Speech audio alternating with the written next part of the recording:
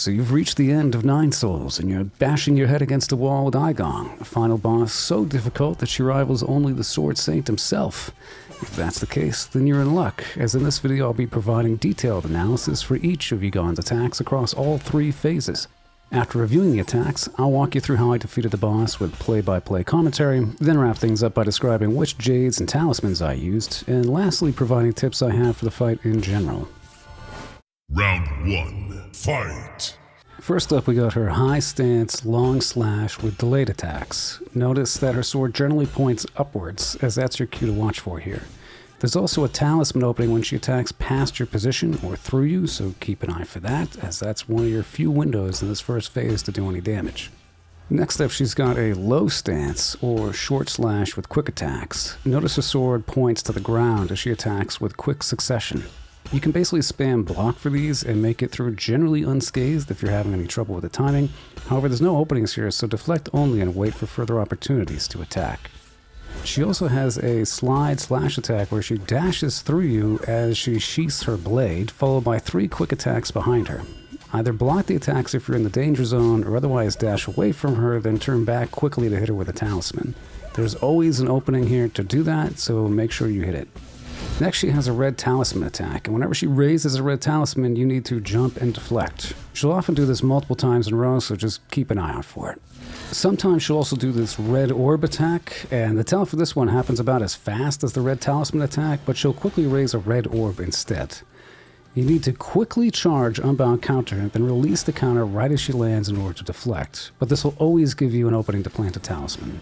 Lastly, she jumps into the air, then descends with a red fire down slash. When you see this attack, dodge away from her, then jump and continue dashing away. In the first phase, you will always pair this with a slash attack, so try to time it so that you're mid-jump when she lands and slash dashes towards you. Then dash over her head and plant a talisman while avoiding the strike behind you. Note that while these 2 moves are always paired in the first phase, they can be performed interchangeably in the second and third rounds. At the start of phase 2, she starts off with a new move, the 4-wave slash attack, which goes red, white, white, red. And while you can try to use Unbound Counter against the red waves, I find it easier to jump over the red ones and block the white ones. After jumping over the first red one, you should be falling and then able to block the next 2 white attacks. Once you land, immediately jump again to avoid the final red wave. There's also a variation of this attack where instead of 4 waves, she'll do 3, which go red, white, white, followed by a familiar forward slash and 3 attacks following behind her. If her sword isn't red following the 3rd wave, she's going to do this attack instead. The red talisman attack from phase 1 also gets 2 new variations here. The first one, after jump deflecting the initial red attack, she'll then strike upwards once, followed by another red attack. After deflecting the first upward strike, dash out of the way of the red attack. A column of red fire will rise up from the ground once she lands. Wait until after this animation to start charging the Unbound Counter, as she'll immediately go into the red orb attack from phase 1, leaving her open to a talisman. For the second variation, after jump deflecting the initial red attack, she'll then strike upwards twice. If you successfully block the second upward attack, you should be sent quickly to the ground while she winds up for a red downward slash attack. This is your opportunity to charge the Unbound Counter, then release immediately as she lands, as it will leave her open to a talisman attack. Lastly, if she does not upward attack after the red talisman move, she will do another random attack from phase 1, and will do the red downward strike from the air, usually followed up by a delayed 3-strike slash attack. Jump as she dashes under you, then dash forward before planting a talisman. Let me out! Now we're getting to phase 3 attacks, where she only has 2 new attacks in general. She'll always start phase 3 by disappearing, and doing some combination of 3 screen-wide attacks. They'll either be 3 blockable white attacks or 2 white attacks with a 3rd red slash. There will sometimes be 6 screen-wide attacks in total, but generally there will only be 3. When this happens, you want to deflect, and dodge, or jump dodge if you're in the horizontal line of fire. This attack will then transition into any of her phase 2 attacks, though usually it's a red talisman, so as you're falling you'll also want to deflect as soon as you see her again. The only cue you'll get that she's about to do the screen-wide slash is that she disappears.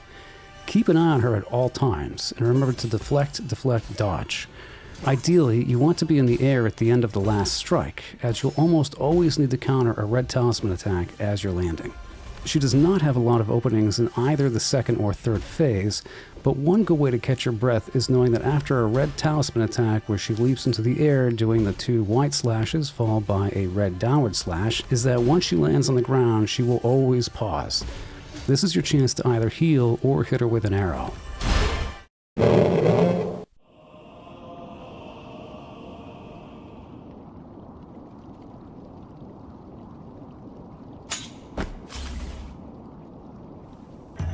Alright, starting off, notice her stance, right? If she's pointing up, she's going to do that high stance. Again, always jump and deflect that red counter. As for those quick attacks, you can pretty much spam dodge and you'll be fine. Just trying to get the timing down for both the high and low stance, and you'll be able to do a ton of internal damage. There you got the triple slash, followed by the red talisman. Pretty easy to do. Stance again. Another talisman. Here comes the orb. Boom. That's a massive opening if you can hit it.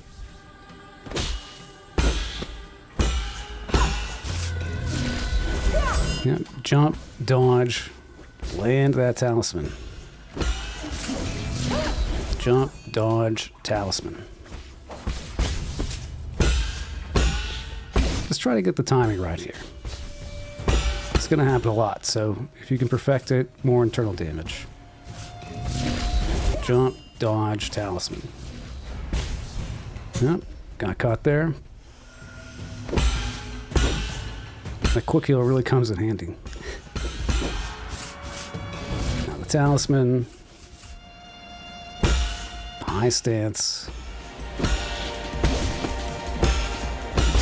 See, as she crosses through you, that's a great opportunity to get a talisman off. Right there, yep.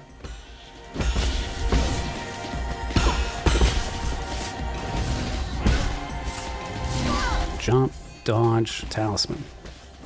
And that's it for phase 1. Not bad, I mean, I only used 1 heal. Not too shabby.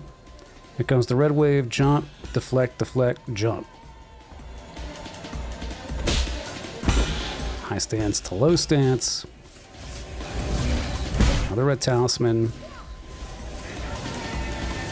She's too far away for that to really do anything. Back to high stance. Here comes the red wave again, but it's just 3 this time, followed by a slash. Boom, get the talisman, good. Comes another wave, 4 waves this time, jump, and we're clear. Now here's the first upswing into the orb attack. Boom. Always try to nail that if you can, because you can get that talisman off. On 2, and boom. That's another one to memorize. Dodge. Here comes the orb. Boom.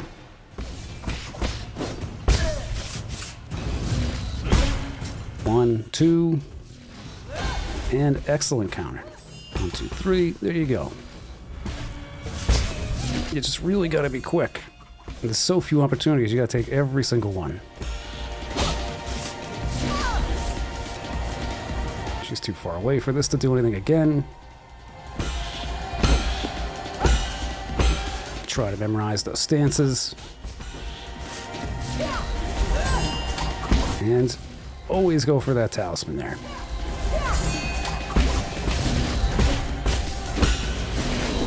Get out the way for the orb, to boom.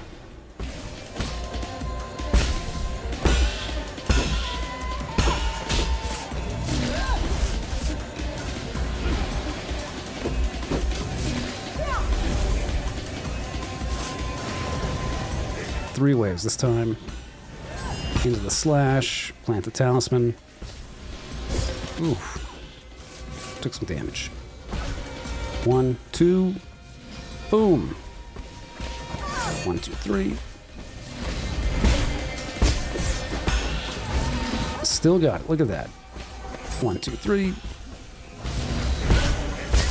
And that's it for phase 2. Okay, this is where Here comes the bullshit.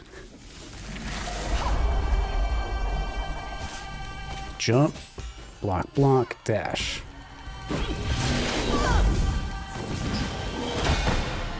Really try to get those unbound counters whenever she's going to do those upswings. They're going to do the most damage and give you the most opportunity to do damage to her. Comes 3 waves. Just avoid the red as much as you can. You can kind of see the horizontal attack as she's disappeared like that. It's a good way to do it. Here we got the, just got that arrow off as well. Ooh, took it right in the face.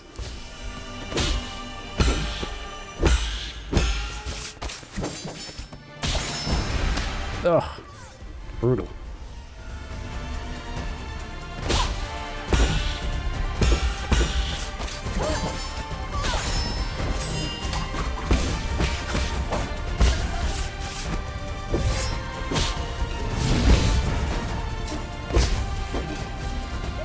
Yeah, give yourself some distance or hit her with an arrow in that case. That's a good opportunity.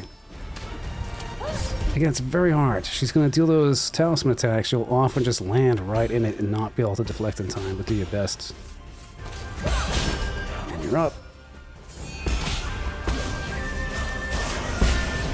Here comes 3 waves. Talisman again. Boom. 4 waves this time. Boop, boop. Badoom. And up. Charge.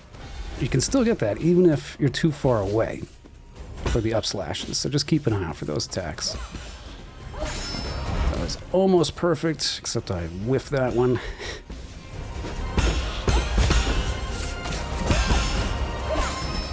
Yeah, there we go. Here comes the orb. Badoom. Dash through the red. Boom. It's like bop bop boom. Bop bop boom. That's the pattern. Hit her with the arrow. She's almost done. Here comes 3 waves. Bop bop. Yeah. Boom. That's it. There you go. Again, just try to use this. Watch it as much as you can, or at least watch it on loop until you can really memorize those patterns.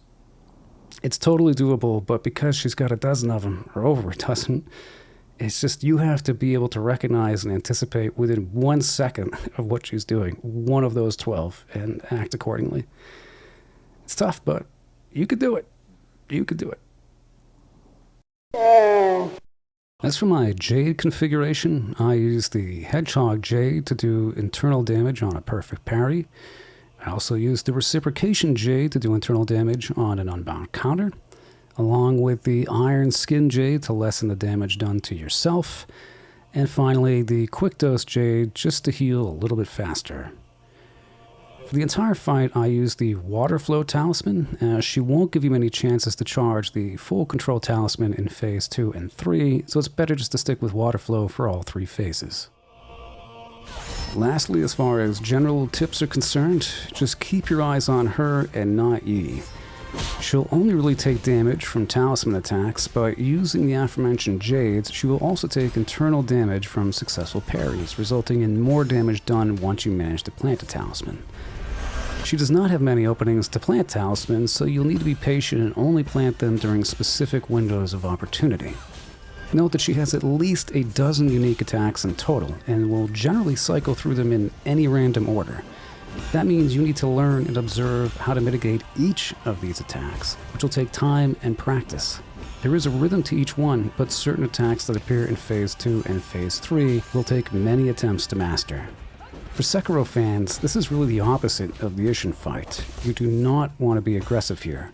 Instead, react accordingly. You don't really even need to move very much, just let her come to you. Almost every time she rushes through your character will be an opening to plant a talisman, so watch for when she crosses through Yi. Always face her. She tends to bounce around all over the place, but if you're not facing her, your parries won't work and she'll strike you from behind. Alright, that's it.